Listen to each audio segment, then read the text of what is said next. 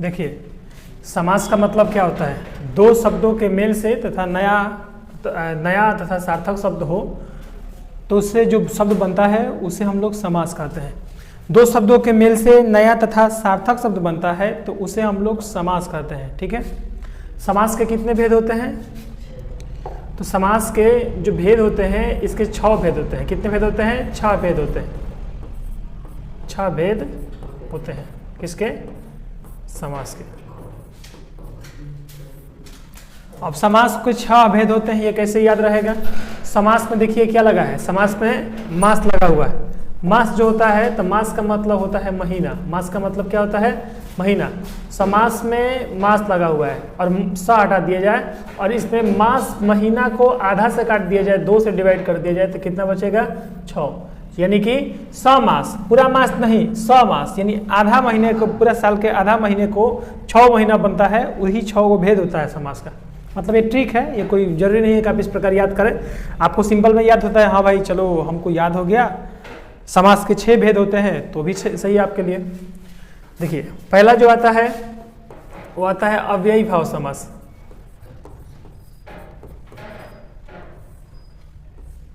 दूसरा जो आएगा वो तत्पुरुष समास आएगा।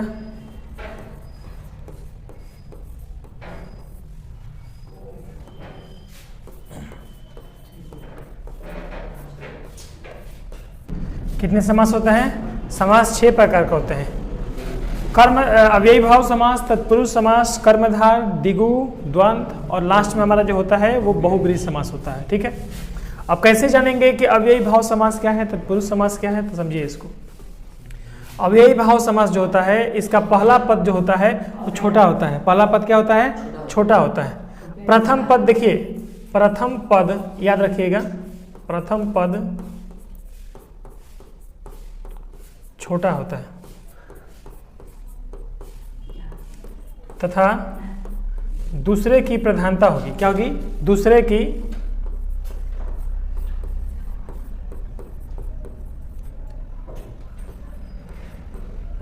की प्रधानता होगी। ऐसे समास को क्या कहेंगे? अव्ययी भाव समास कहेंगे। जैसे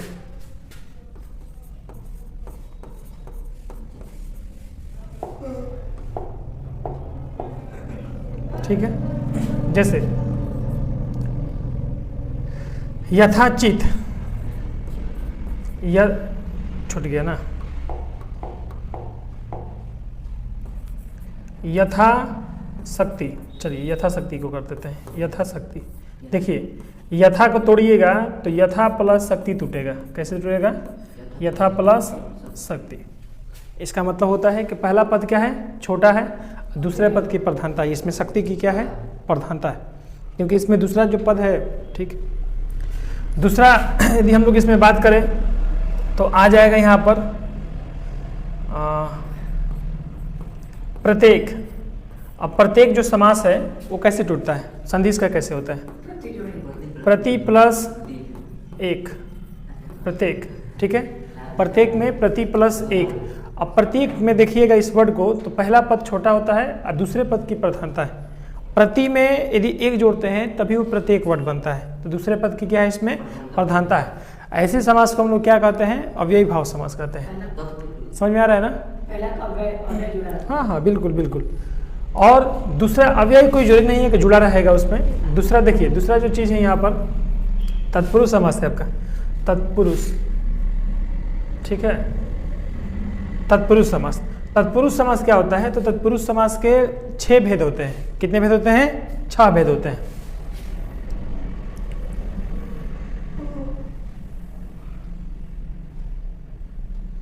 दिख रहा है सबको?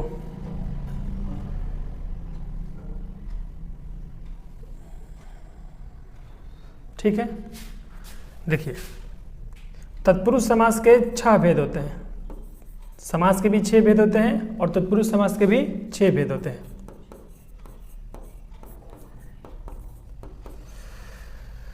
आपने कारक चिन्ह पढ़ा था पिछले क्लासेस में। कारक में टोटल 8 गो चिन्ह होता है। 8 चिन्ह में से शुरू का 1 और लास्ट का 1 कम कर दीजिए, जो भी बचेगा वो आपका तत्पुरुष समास का भेद हो जाएगा। ठीक है, जैसे उसमें कर्ता ने था तो आप कर्म से स्टार्ट कीजिएगा। कर्ता ने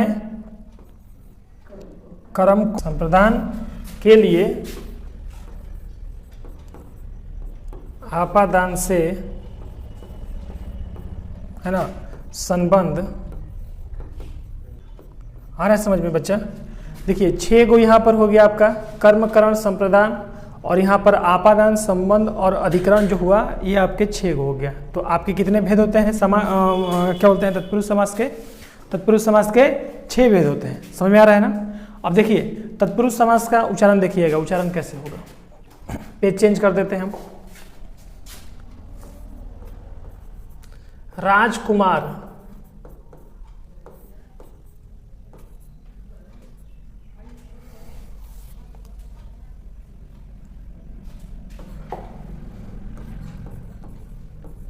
पुरुषोत्तम, शिवालय।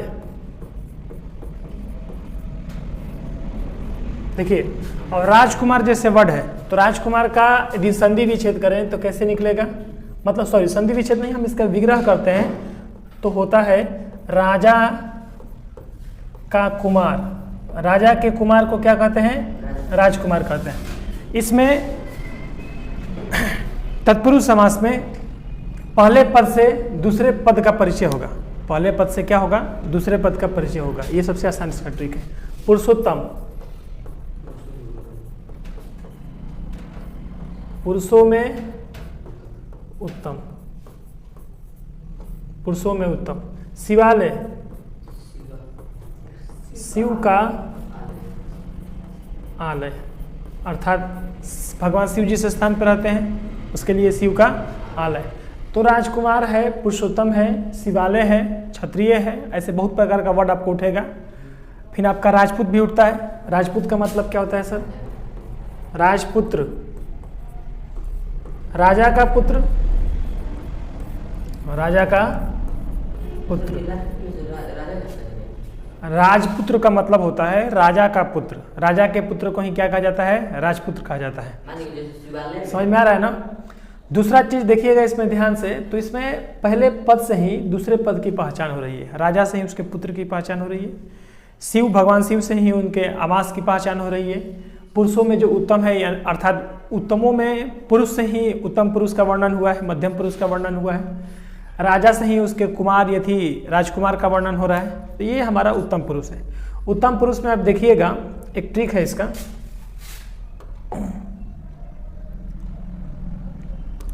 आपको कहीं भी ये बोल सकते हैं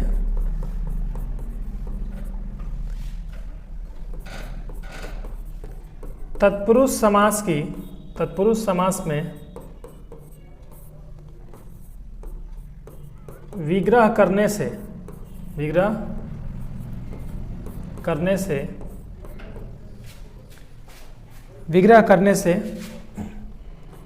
का, के, की,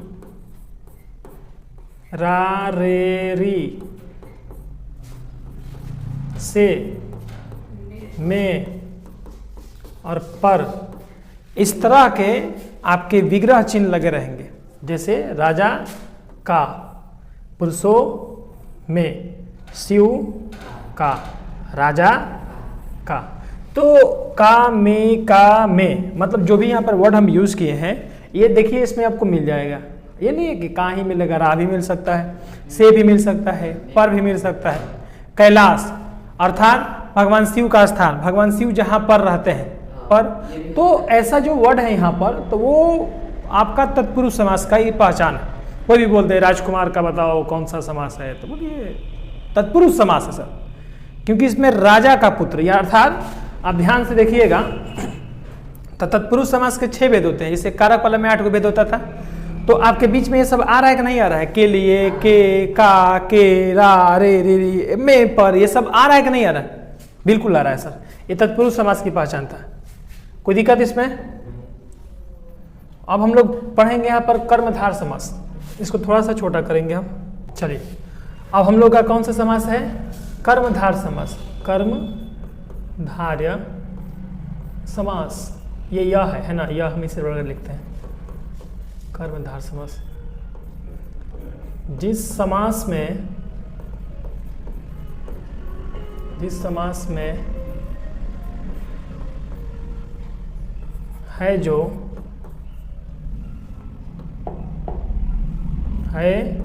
जो या के समान जैसा विग्रह चिन्ह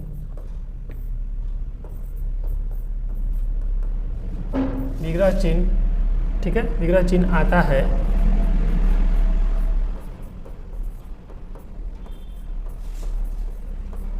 उसे हम कौन सा समास कहते हैं? कर्मधारय समास कहते हैं।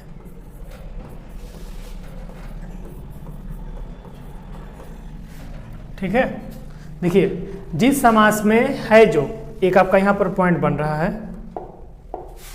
है जो या के समान, जिस समास में है जो या के समान जैसे विग्रह चिन्ह आते हैं, जैसे इसमें ये का के की में ये विग्रह चिन्ह थे, विग्रह चिन्ह आते हैं, उसे हम कर्मधार समास कहते हैं। कौन सा समास कहते हैं? कर्मधार समास कहते हैं। जैसे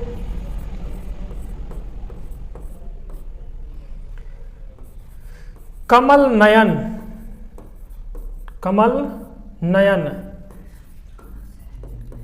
के समान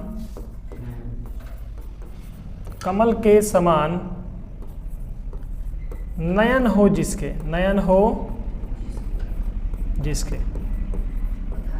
कमल के समान नयन हो जिसके, ये कौन सा समास हुआ?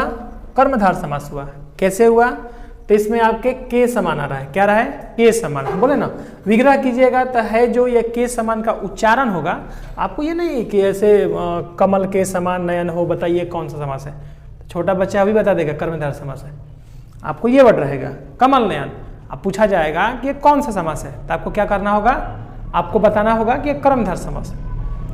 पहले ऑप्शन में देखना होगा कि बहुब्रीहि समास तो नहीं आ रहा है ना, क्योंकि बहुब्रीहि समास आ जाएगा तो वो अपना स्थान पहले ले लेता है, क्योंकि इससे ही बहुब्रीहि समास भी बनता है। बहुब्रीहि समास कैसे बनता है? कमल के समान नयन हो जिसके, अर्थात श्रीहरि। आ रहा है समझ में? अर्थात श्रीहरि यदि बोल दिया गया तो इसका मतलब कि भगवान विष्णु का वर्णन हो रहा है यहाँ पर, तो बहुब्रीहि समास हो जाएगा। कौन सा समास हो जाएगा? बहुब्रीहि समास हो जाएगा। सॉरी, यदि उच्चारण हो रहा है तो उच्चारण होगा तो बहुब्रीहि समास हो जाएगा। ठीक है,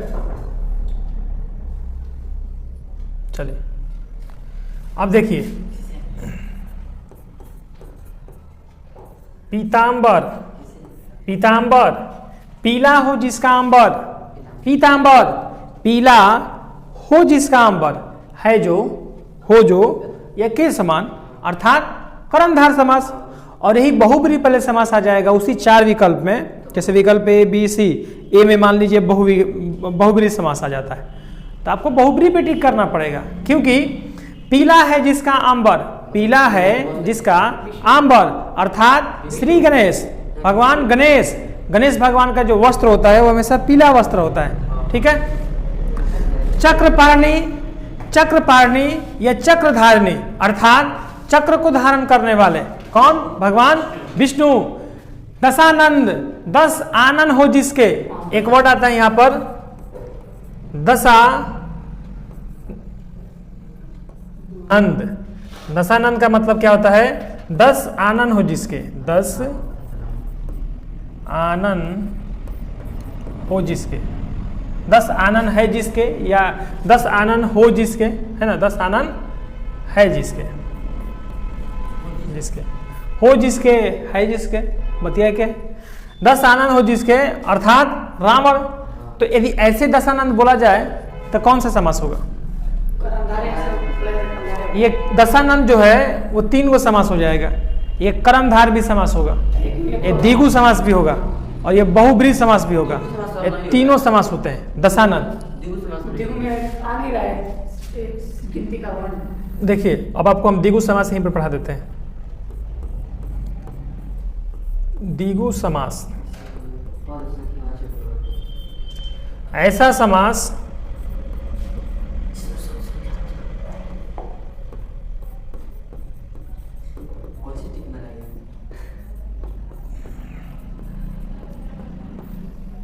जिसमें गिनती आता हो, क्या आता हो? गिनती आता हो। ऐसा समास जिसमें गिनती आता हो, जैसे दशानंद को ले लीजिए, 10 सिर हो जिसके, 10 गिनती आ रहा है कि नहीं आ रहा है, तो उस हिसाब से कौन सा समास? द्विगु समास। कर्म के हिसाब से देखा जाए तो कर्मधार समास। वर्णन कर दिया जाए दशानंद, 10 आनंद हो जिसके, अर्थात रावण, बहुब्रीहि समास। एक वर्ड देखिए यहाँ पर, तिरंगा, चौराहा, आ रहा है समझ में? तिरंगा 3 रंगों का समूह, 3 रंगों का समूह, 3 का वर्णन है कि नहीं इसमें? चौराहा में 4 राहों का समूह होता है, 4 का वर्णन होगा कि नहीं होगा? आप ही बता दीजिए, 4 का वर्णन होगा कि नहीं होगा इसमें? एकदम होगा। त्रिलोक हो जाएगा, पंचवटी हो जाएगा, ये सब जो वर्ड है इसमें आ रहा है। नौसेना, नौसेना में 9 का वर्णन आ रहा है कि नहीं आ रहा है? नवरत्न में 9 का वर्णन आ रहा है कि नहीं आ रहा है? तो ऐसे समास को क्या कहते हैं? द्विगु समास। कैसे क्या कहते हैं? द्विगु समास। समझ में आ रहा है आपको ना? एक बार हम रिवाइज भी करवा देंगे पढ़ाने के बाद पूरा। उसके बाद देखिए यहाँ पर अब आपका आएगा द्वंद्व समास। तो पहचानना बिल्कुल ही आसान है इसको। द्वंद्व समास को पहचानना क्या है? बिल्कुल ही आसान है। क्यों सर? क्योंकि देखिए एक शब्द एक दूसरे के उल्टा शब्द होंगे। क्या होंगे? उल्टा होंगे या समानार्थक शब्द जैसे ही होंगे, मतलब एक जैसे। और इसमें हाइपर चिन्ह, ये जो चिन्ह होता है हाइपर चिन्ह, जो जिसको आप माइनस बोलेंगे, छोटा माइनस नहीं बोलेंगे, इसको हाइपर बोलेंगे, तो ऐसा हाइपर वर्ड लगा रहेगा। ऐसे समास को हम लोग क्या कहेंगे? द्वंद्व समास कहेंगे। बोलेंगे दो समास एक दूसरे का उल्टा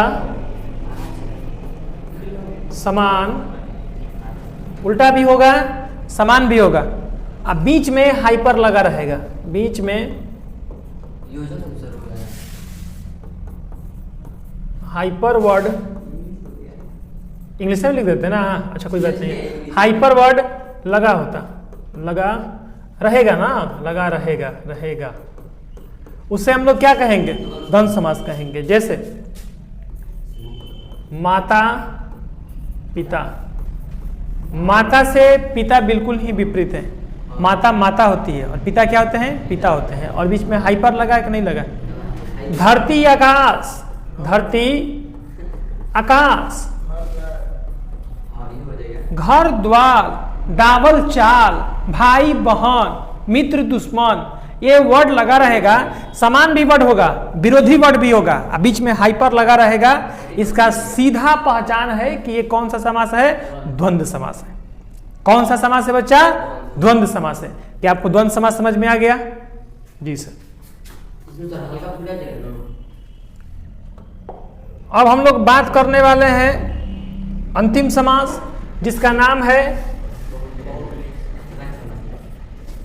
बहुब्रीहि, बहुब्रीहि समास। ऐसा समास जो एक नया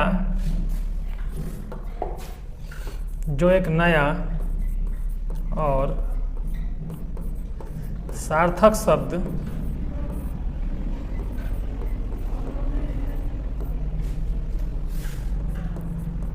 लाता है। बहुब्रीहि समास किसको कहेंगे? जो ऐसा समास जो एक नया और सार्थक शब्द लाता है। जैसे दशानंद, दशानंद। सर आप अभी दंती वाला लिखे थे, दंती वाला भी लिख सकते हैं, भी लिख सकते हैं। दशानंद दोनों तरीके से लिखा जाता है, ठीक है। दशानंद, दशानंद 10 आनंद हो जिसके, 10 इस प्रकार और इस प्रकार, ठीक है। दशानंद वाला में 100 इस प्रकार होता है, लेकिन 10 इस प्रकार जगह बन जाता है। 10 आनंद हो जिसके, आनंद, 10 आनंद, आनंद हो जिसके, 10 आनंद हो जिसके, जिसके, एक मिनट, दशानंद, ठीक है। 10 आनन हो जिसके, 10 आनन हो जिसके। सही उच्चारण क्या है? ये 10 जो है वो सही उच्चारण है। ये 10 इस प्रकार दशानन में लिखा जाता है। 10 आनन हो जिसके,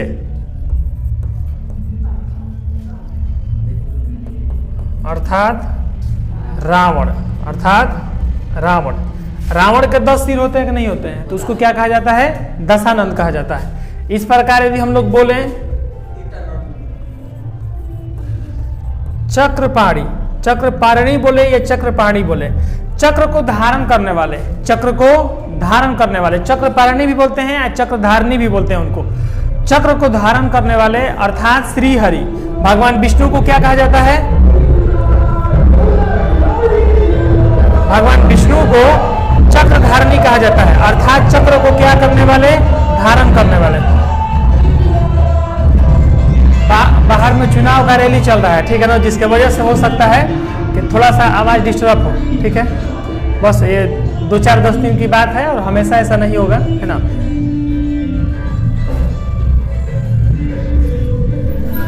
एक वर्ड और आता है